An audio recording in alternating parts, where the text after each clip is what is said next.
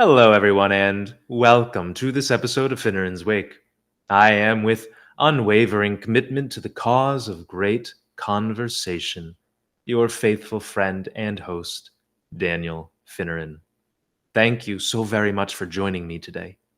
If, dear friend, you find these conversations enlightening, entertaining, stimulating to the mind, or nourishing to the soul, please do consider subscribing to this channel.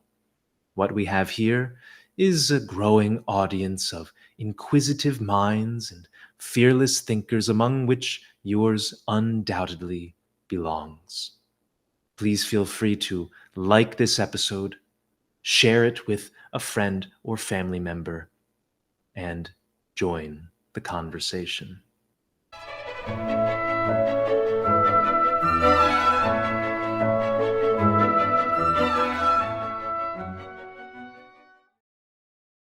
My guest today, with whom I must confess at the very outset of our chat, I feel myself to be entirely undeserving to talk, is Patrick Weil. Professor Weil's contributions to politics, academia, and the promotion of world literacy are numberless. Currently, the Oscar M. Rubhausen Distinguished Fellow at Yale Law School, Professor Weil obtained a master's degree in public law and then a PhD in political science in his native France. He was a research professor at the National Center for Scientific Research in France, where he focused on the thorny issues of citizenship, immigration, and constitutional law. He is the founder and president of Libraries Without Borders, BSF, an international effort to provide books to those upon whom the heavy hand of war, destitution, or disease has fallen. And finally, he is the author of 3 books, The Sovereign Citizen, How to Be French, and his latest work, The Madman in the White House, Sigmund Freud, Ambassador Bullitt, and the lost psychobiography of Woodrow Wilson, of which I strongly and most sincerely encourage you all to get yourself a copy. Professor Weil, thank you so very much for joining me today. It's an absolute honor. Thank you very much for your kind invitation. So, Professor Weil, this latest book of yours eludes categorization. It's part historical, biographical, psychoanalytical, psychological. How would you describe and categorize this book? It's a book of history.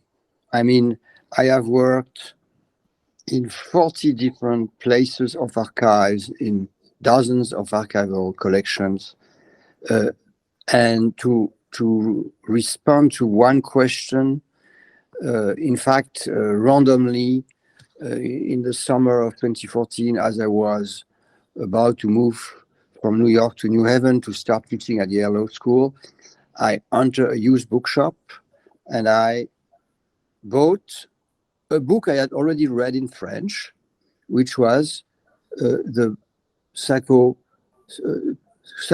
portrait of Woodrow Wilson by Sigmund Freud and Ambassador Bullitt. So I bought the English and original version of it, and I opened this book I have not opened for more than 20 years, and I thought, oh my God, I forgot there was this Colonel House, the main advisor of Wilson, and I was in his paper working in New Haven because he had become a friend of the French Premier Georges Clemenceau during the peace negotiation that followed the First World War. And he had a correspondence with him, and I was about to publish a book about the article Clemenceau wrote from the US when he was a young journalist after Lincoln assassination.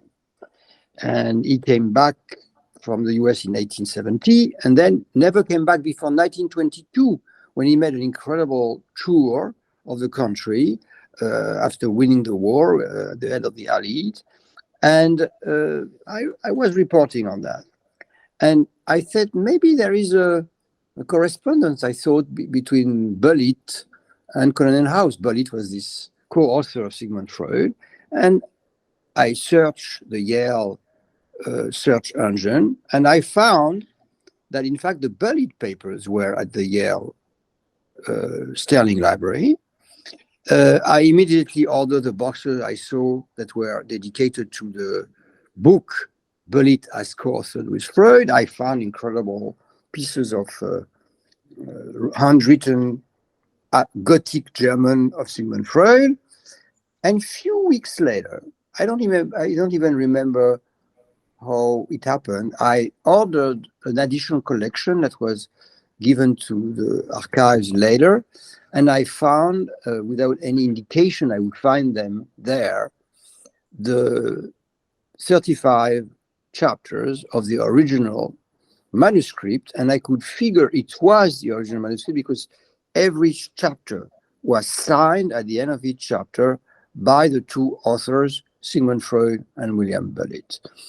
And then I could have said, okay, let's make public that I discovered an unknown manuscript of Sigmund Freud.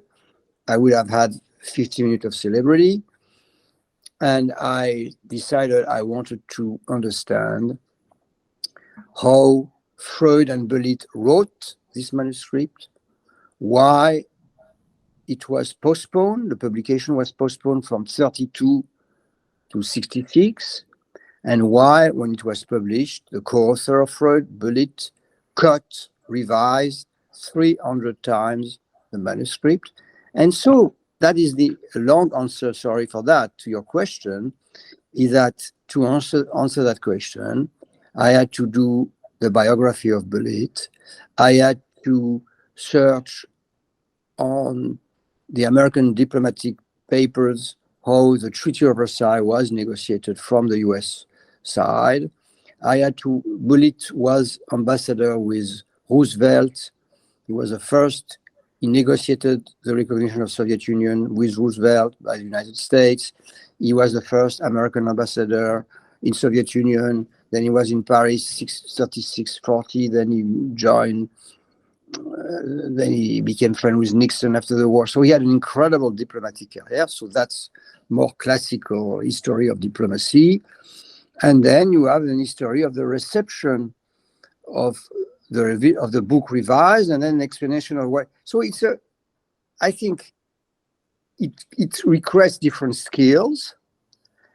But at the end, and you can tell me,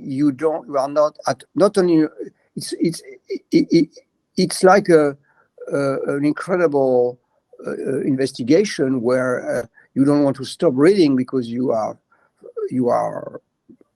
thrown in so different and interesting atmospheres and situation that you want to know the answer which comes only at the end. So that's the story of how I had to write the book to make it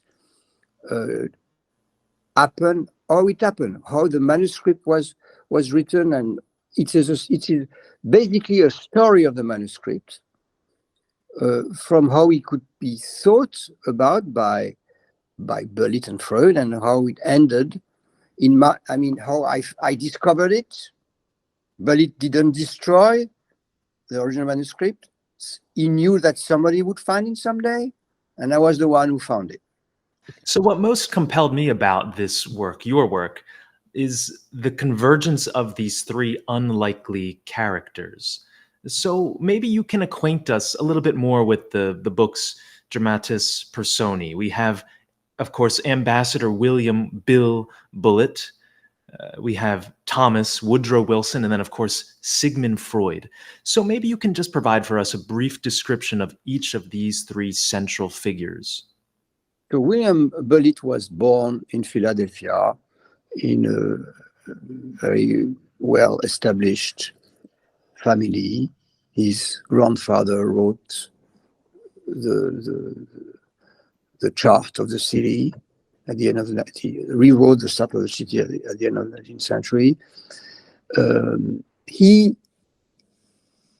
was also raised in a cosmopolitan atmosphere. His mother was mastering few foreign language, so he was asked to learn and speak French at lunchtime, and then he learned German. And then, in fact, his grandmother on the mother's side, when she lost her husband, decided to move with the three daughters were not yet married. So except Bullitt's mother, all Bullitt's aunts and his grandmother moved to Paris. And then the aunt married one in Rome, one in London. So every summer he would travel with his mother to visit his grandmother and his aunts in different parts of Europe. So he had a very transatlantic education. He went to Yale College, he was very successful, and then to Harvard Law he didn't like. He left before being graduated and became a journalist for the Philadelphia Ledger. And he was so good in reporting what was happening in Germany and in Austria-Hungary during the First World War that he was recruited by the State Department to follow these two Central Empires, who has become the enemy of the United States when the US entered the war in 1917. And then he would go with Wilson to Paris to be the special envoy of the US delegation to the socialists and then to Lenin. He was sent to a secret mission. He was 26 to negotiate with Lenin a truce between the forces who were fighting in the Russian Civil War. He came back with an incredible deal that Wilson didn't want even to read, and so after a few weeks he resigned from the American delegation after seeing the first draft of the Treaty of Versailles. He thought it was an avenue for next wars. And so the Republican noticed about his public resignation and invited him to deliver a testimony in the Senate, something he did in September 1919. And then he left politics, and wrote a novel about Philadelphia. It's Not Done, was reprinted 17 times, and then was still upset with the failure of the treaty, and decided to visit Freud while he was writing on a play on Wilson and the Treaty of Versailles, and then probably talking about himself, yes, but talking also about Wilson with Freud. He came back to Freud in 1930 to offer him to write a chapter in a book Bullitt was thinking to write about diplomacy. Freud say, I'll write something only if I have data, testimonies, facts, and if I do have these documents, these evidences, I will only write it with you. So then he brought back incredible. Bullitt was an extraordinary journalist. He brought back testimony that I am the only one to have really read from the most intimate collaborators of Wilson, his chief of staff, his secretary, his advisors, his people who have been intimate with him, and many other documents. The diary of Colonel House, 2,000 pages of diary. He picked the one that was significant, and they decided to write this book. So that's short presentation of, or maybe too long for you, but short presentation of Bullitt. So Sigmund Freud, he's the founder of a discipline called Psychoanalysis that he discovered that when you lay beside a person who listens and you start speaking freely about what comes into your mind, you make free association, free ideas comes to your mind that brings you to scenes of your childhood that has been forgotten. And sometimes these scenes, even being forgotten, remain unconsciously structuring your mind and guiding your acts and your thought in a way. Sometimes you feel, I don't understand what happened to me. I didn't decide to do that, but I had an internal force, like a foreign in myself, a foreign force that made me do that. And through this process, he made the patient, the first patient he had, rediscover the scenes that were traumatic or important or significative in creating this inconscient structure and make them free of these scenes or of these pulsions. And he discovered I would say, I'll summarize this technique that permit to solve some psychological problem people have. And so then he had a very famous and dominant book called Interpretation of Dreams, and many other books. And yes, I mean, you have different schools of psychoanalysis today in many countries. You have some in the United States, not as, I would say, strong than they could be perhaps in Europe or in a country like Argentina, where, I mean, when I think even the Pope did a psychoanalysis. It's everybody doing it I think it's the country where it's the most popular, but it's still it's a technique of free association without any medication, without any, and it has been described by a patient as a talking cure. So you listen to people, and through their own speaking, solution to their problem comes. And then you have President Wilson. I mean, Thomas Woodrow Wilson. Wilson didn't like the Thomas, he got rid of it. And he was President of the United States from 1913 to 1921, elected in 1912. He was President of the United States during the First World War. He involved the United States in the war in 1917 with the idea that he would, at the end of the war, organize an eternal peace for the world by building a League of Nations. That was his main purpose when he came to Paris after the armistice of November 11, 1918. He decided to move to Paris. He was the first US president to leave the country, but not only left the country, but he took residence in Paris for 6 months in 2 successive temporary White House. And he signed the treaty at the end of June 1919, Treaty of Peace, Treaty of Versailles, and a Treaty of Versailles, which was creating the League of Nations, and attached to it which was like the predecessor of the United Nations, but attached to the treaty was a military treaty that would guarantee France the military support of the United States and Great Britain in case of a new German aggression, and that was a kind of NATO before NATO.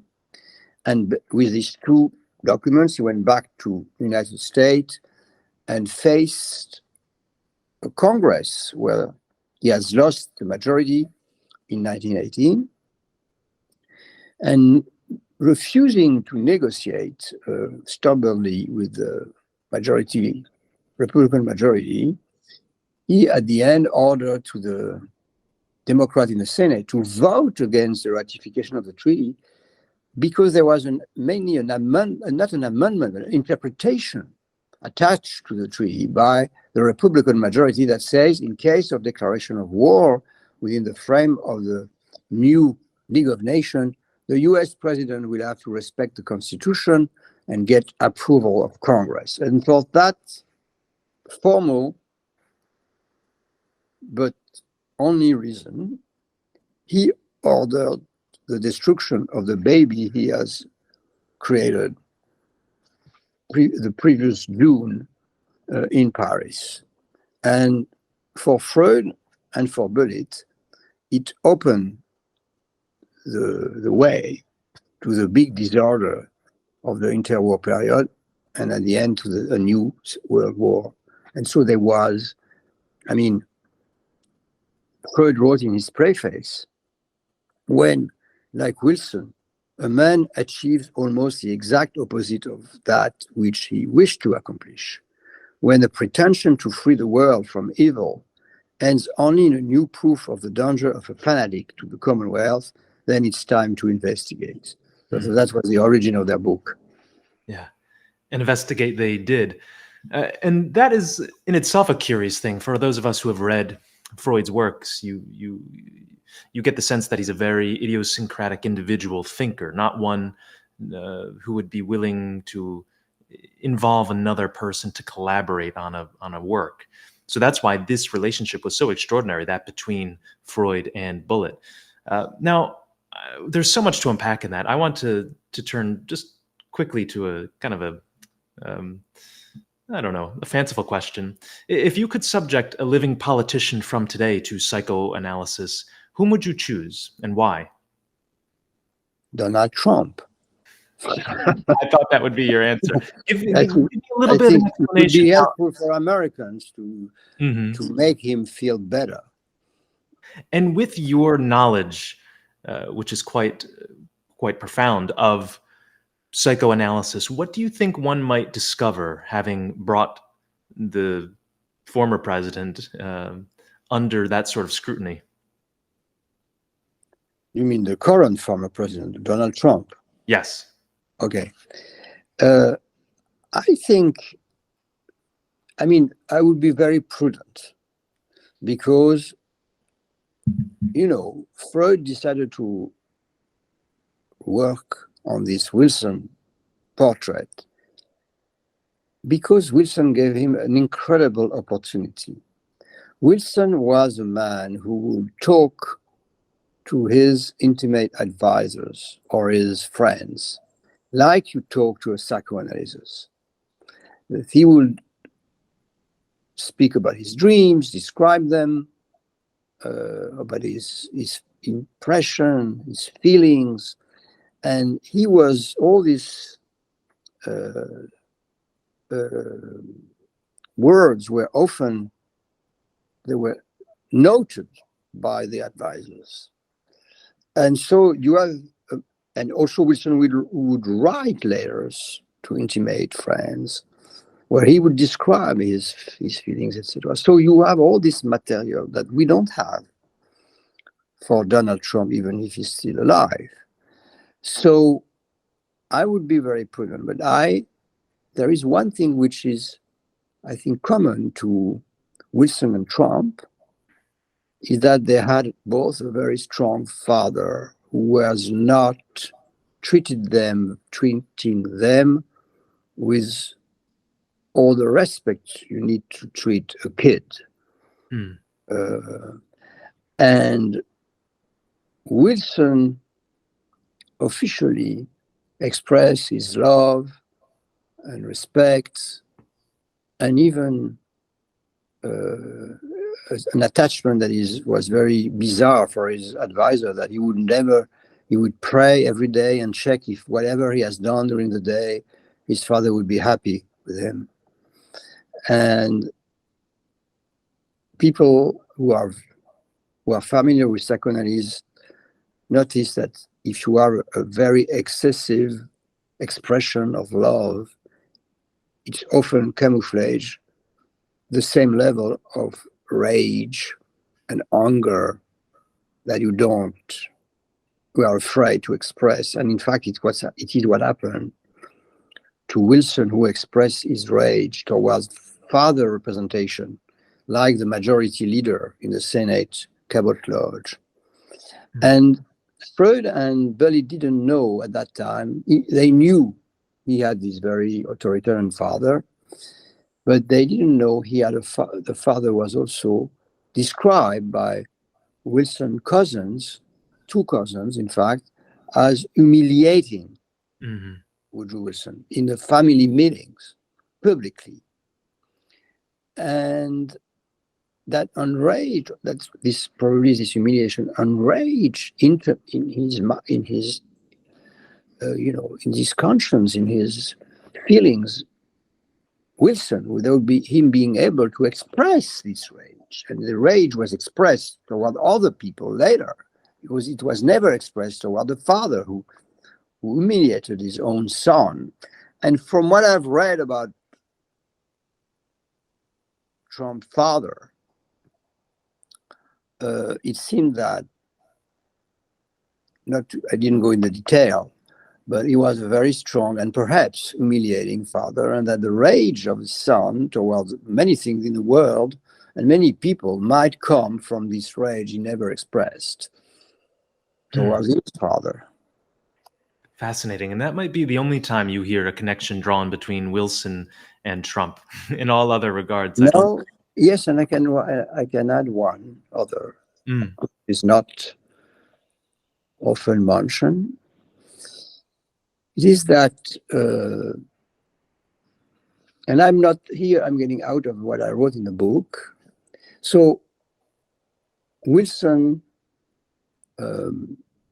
it was a testimony of his biographer that led Freud and Bullitt to that road, I would say.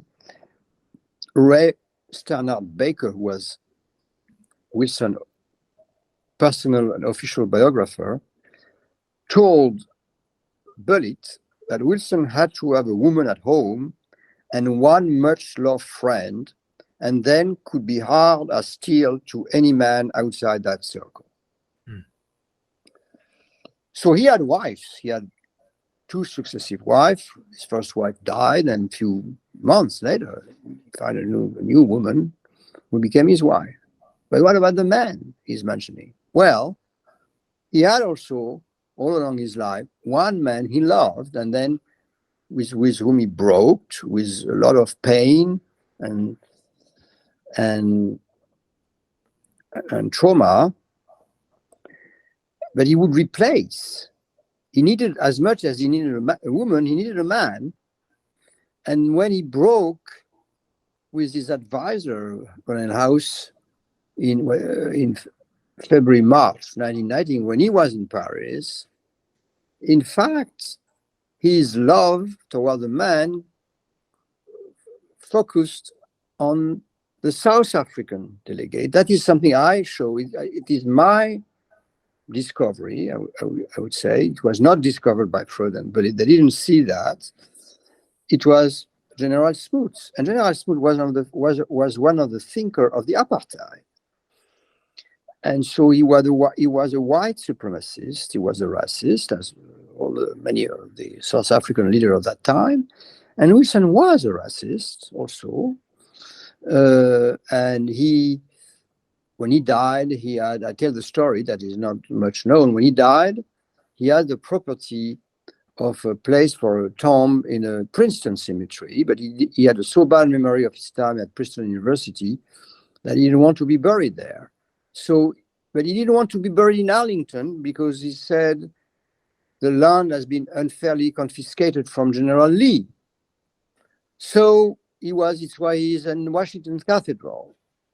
So he had this racist, and the more I was presenting the book in the last month, the more I thought, well, he didn't want this interpretation by the Republican in the Senate that he has to obey the Constitution and go back to Congress if you want to declare war. Why that? Why was it so?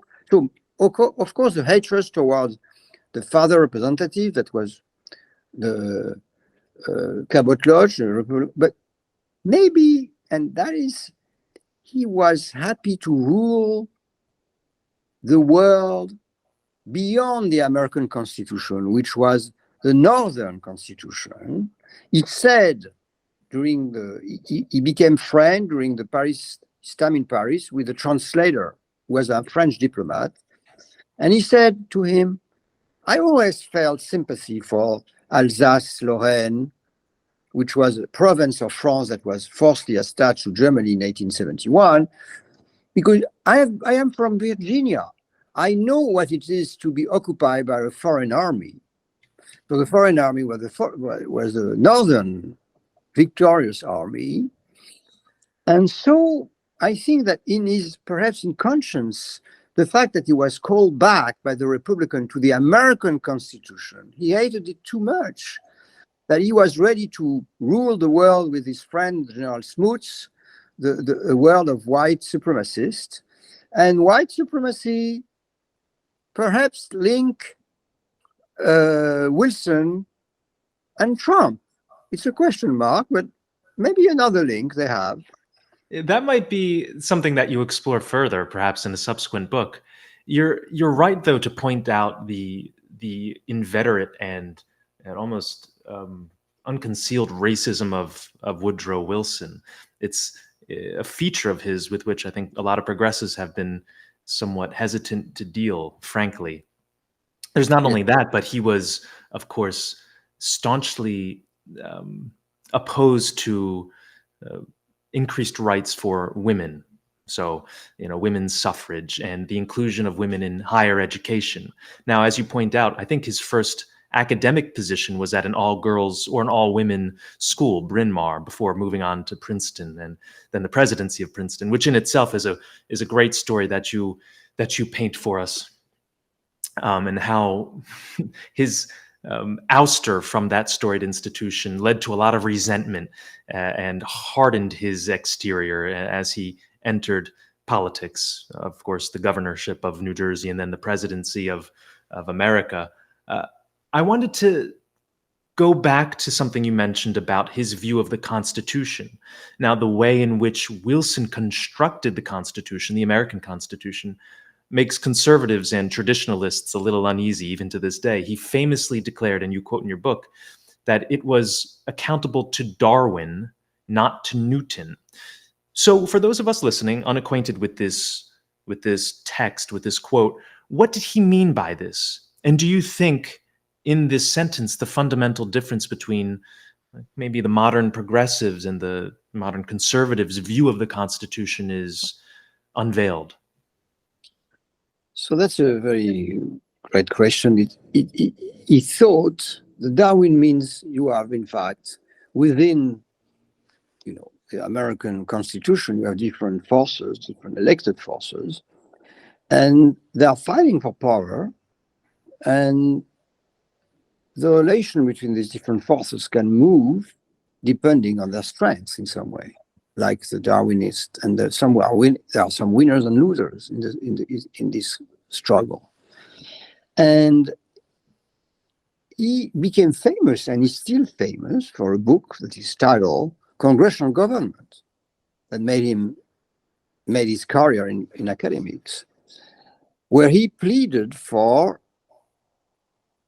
an adaptation of the US regime to the British system, where you could have a kind of prime minister. In fact, when he was a student at Princeton in 1874, he wrote to his father after reading an article on Gladstone, the British premier, that he discovered he had a mind. So Freud and Bullitt, in fact, disagree on what was the meaning of this letter. Bullitt was more convincing, in my view, by saying that his father wanted him to be a minister of the faith. And suddenly he was able to be a minister, to obey his father formally, but a prime minister. If he would be able to put this title in the American frame, that would make his life in some way. And when he is elected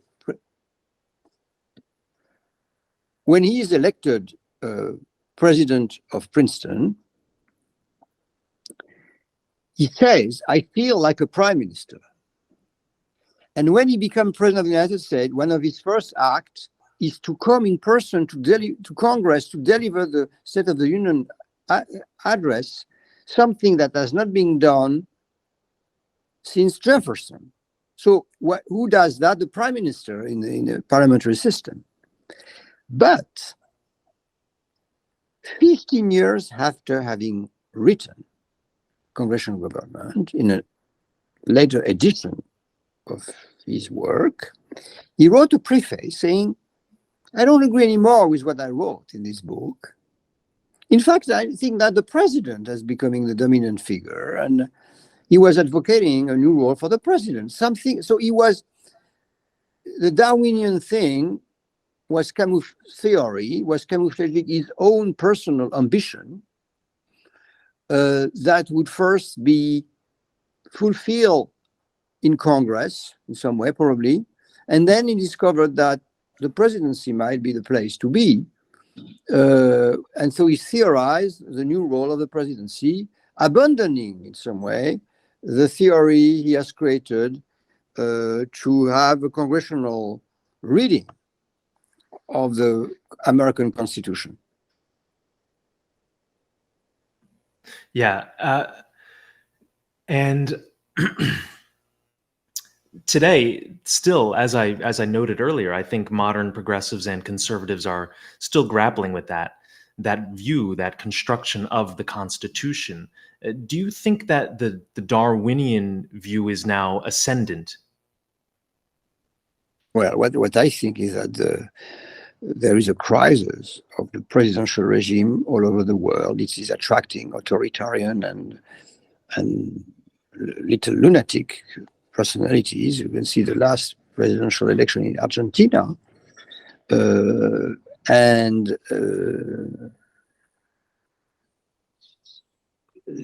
is a new environment for politics with social medias, big, massive possibility of fake news, etc.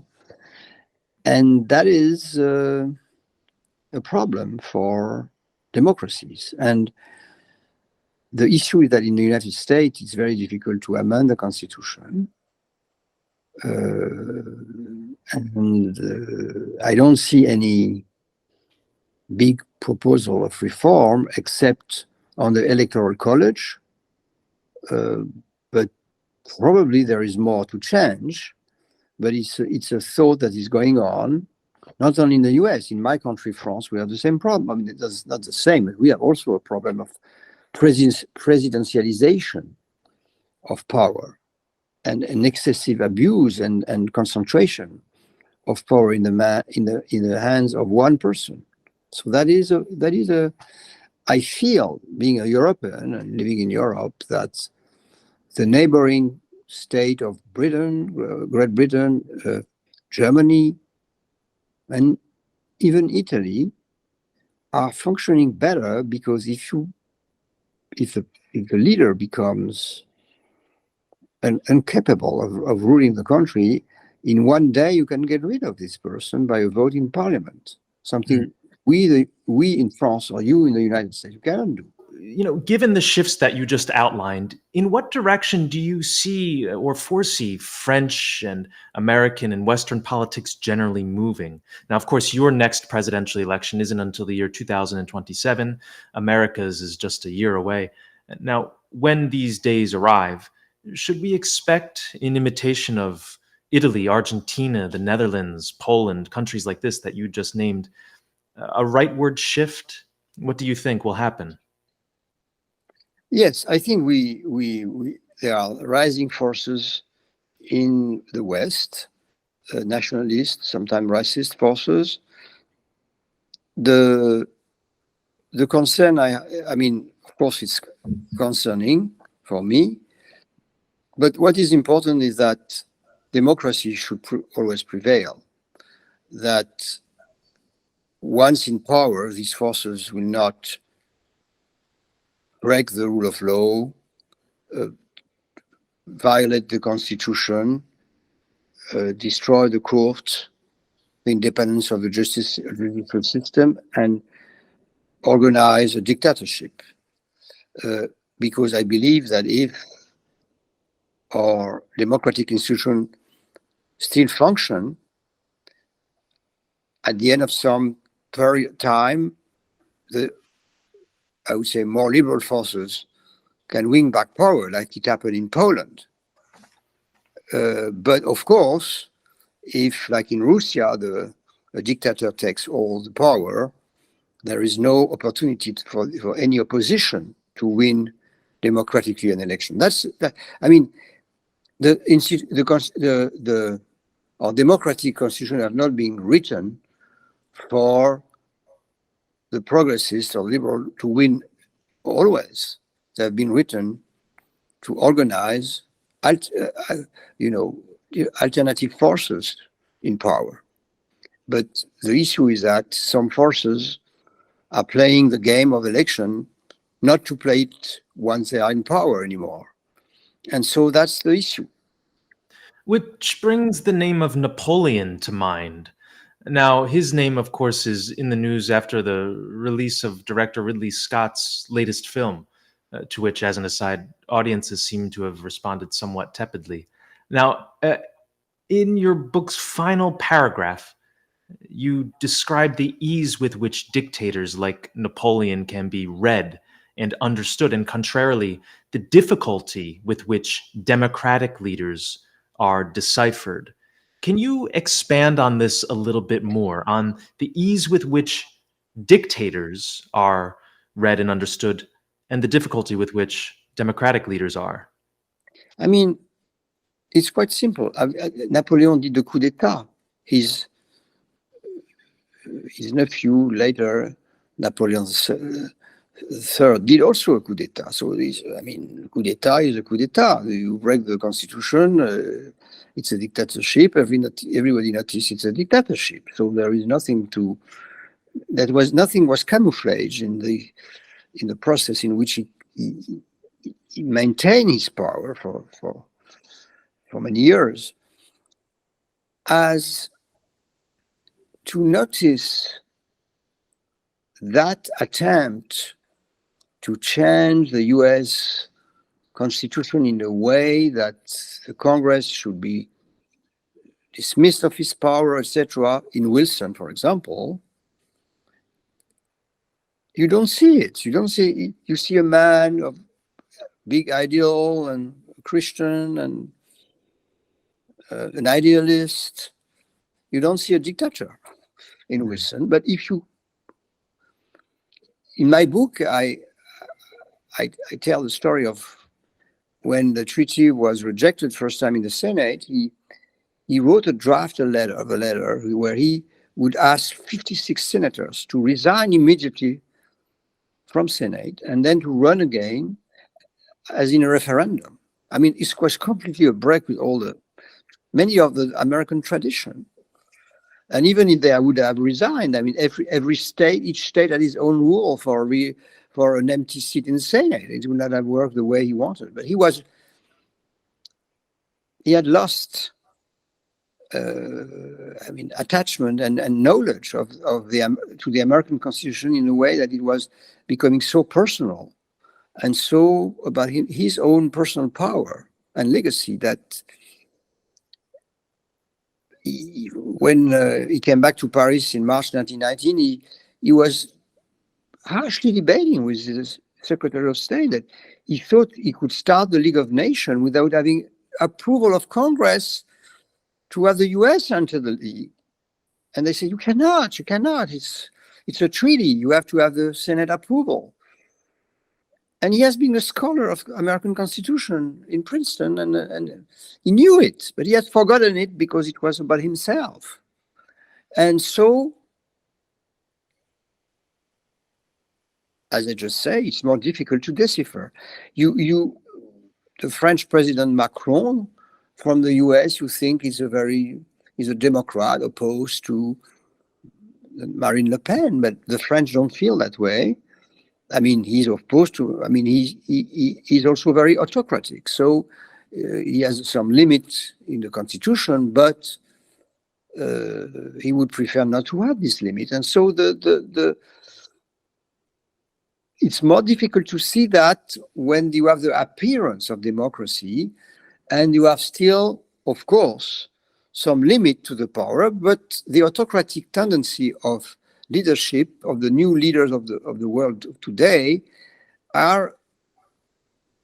should be a concern, and we should include in our constitution better guarantees of balance of power, limit of power, etc., etc. Something I just told you earlier.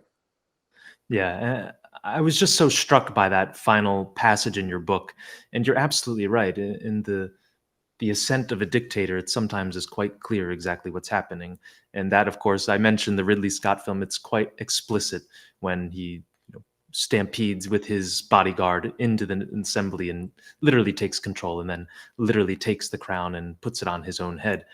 Uh, in a democratic regime, it's quite different.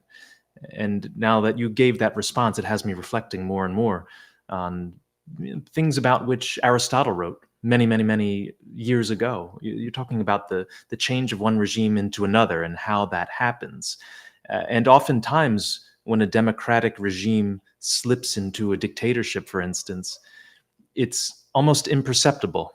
And that's, I think, intentional. You're not supposed to Exactly. know this. And I must say that, for example, after Trump lost the election last time, so I had friends say he wants to keep power by force. I said, "Are you crazy?" And my friends were right. One of my friends told me he wants to not respect the vote, and I mean, you are still debating what happened in January 6th, but it was, I mean, probably an attempt to derail the process of transition to power to Joe Biden. So you had okay, it was I mean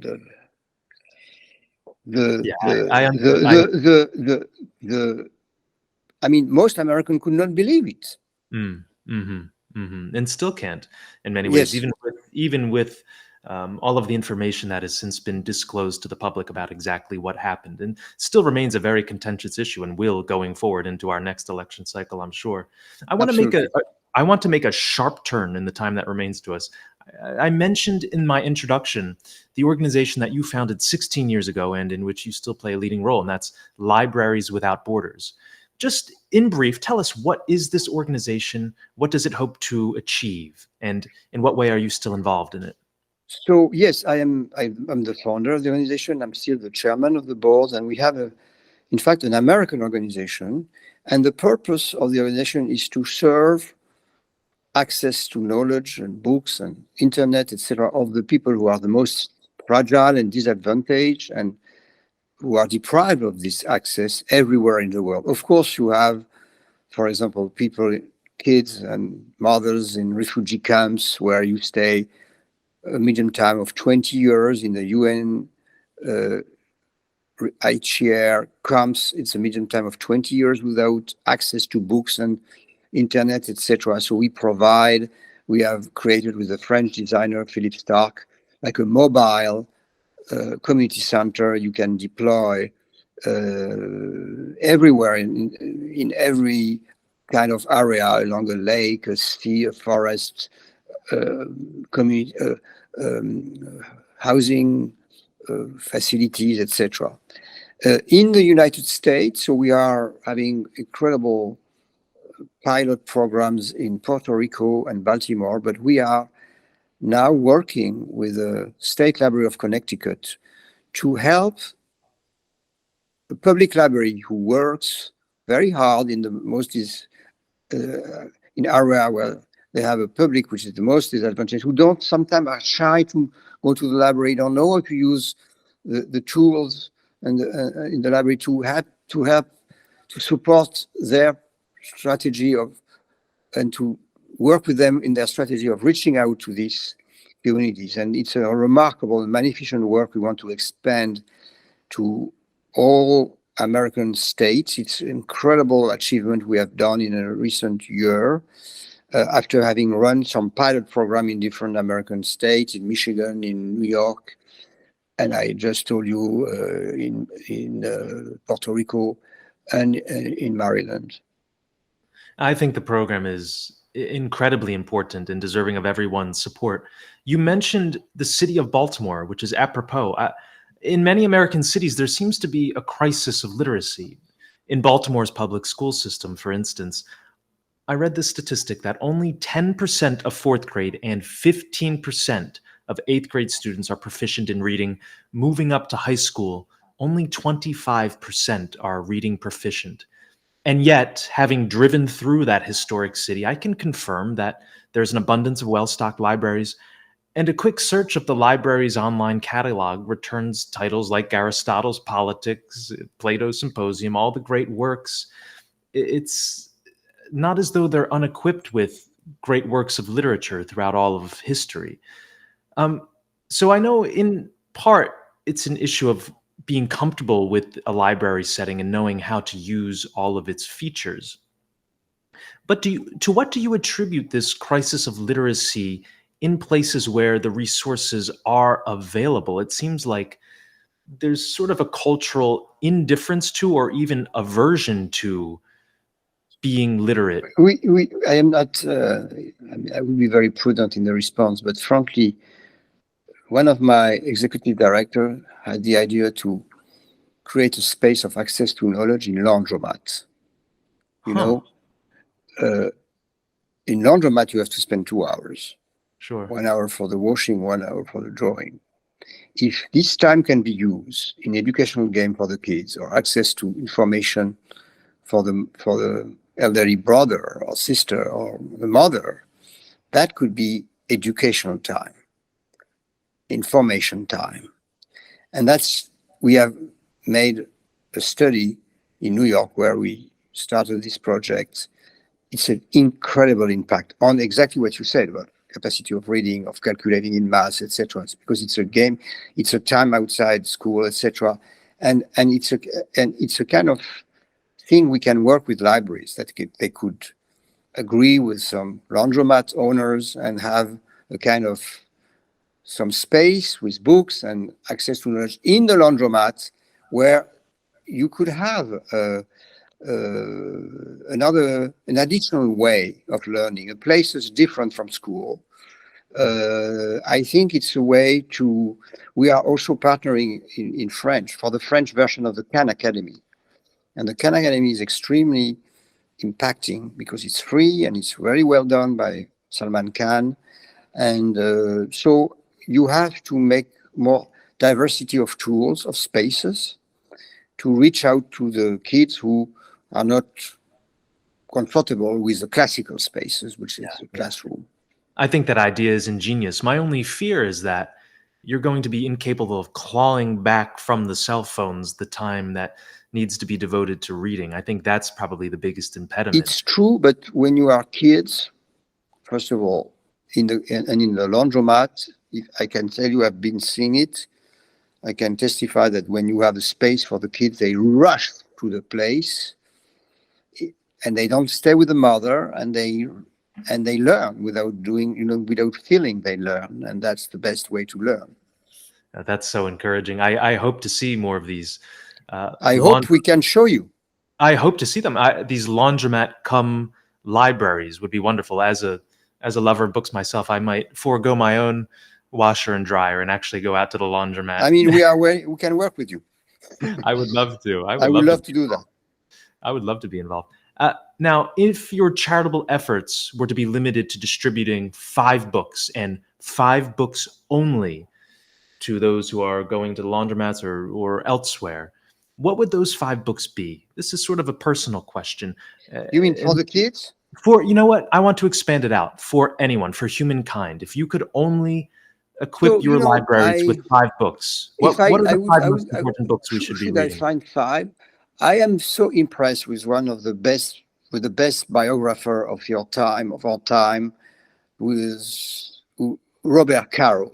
You probably know Robert Caro, who has been writing the biography. He's finishing the last volume of his Lyndon Johnson biography. Mm.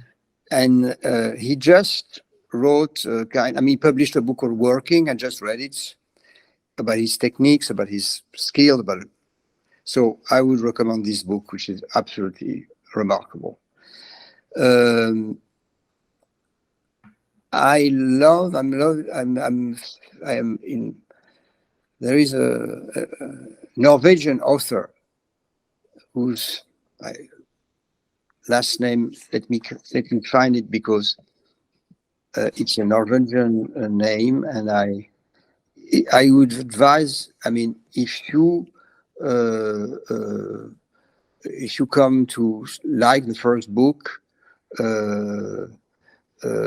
you cannot stop reading him, and he's called Karl Ove Knausgaard. Have you ever heard of him?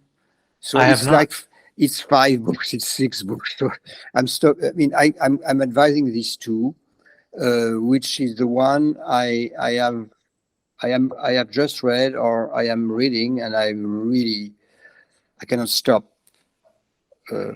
reading them. And I must say that being a writer, the problem with being a writer is that you read also with the purpose of writing. And so you don't read the same way than when you have finished writing something and you are free to read without a purpose. Right.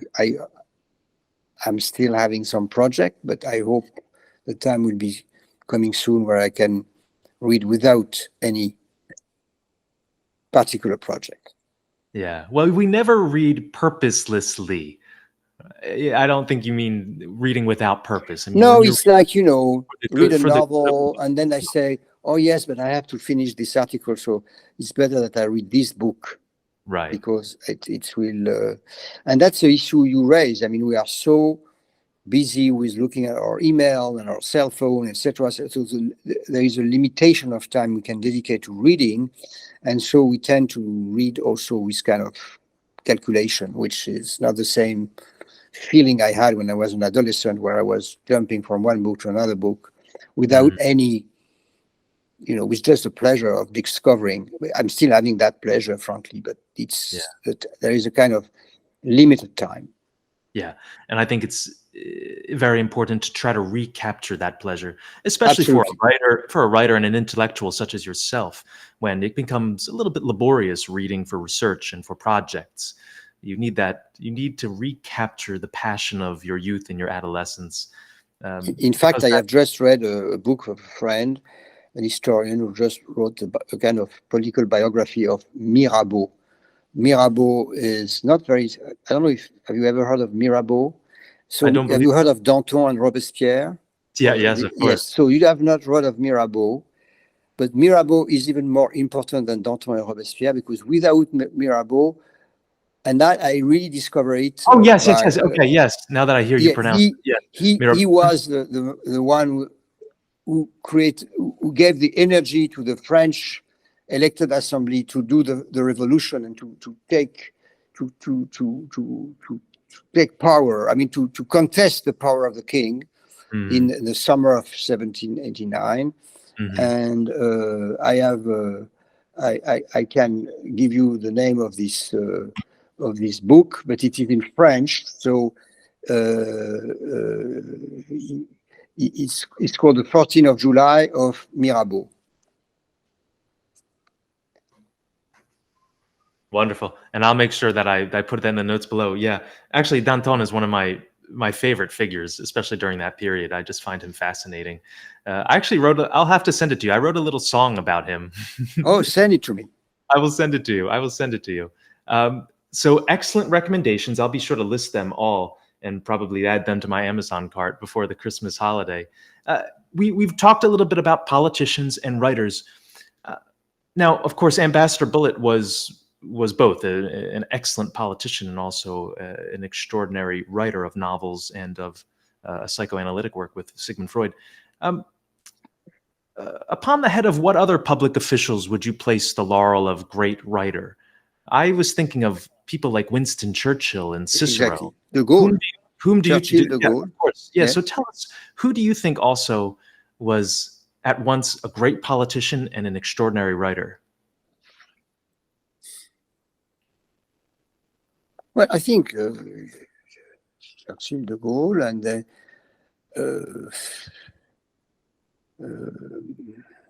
you can count yourself as well if you'd like to. No, I mean, for example, the former French President Mitterrand was a great writer. He had a great style.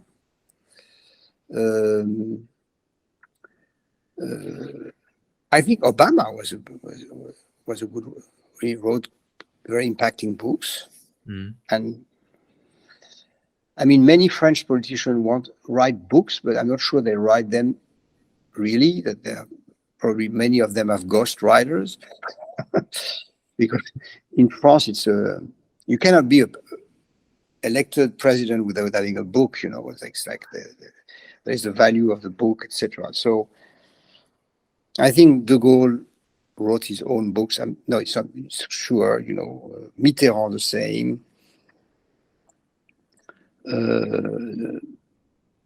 And no, I think among the American, Obama was a great writer. Roosevelt was not. Wilson was an incredible orator, and also he had the pre-science of communication.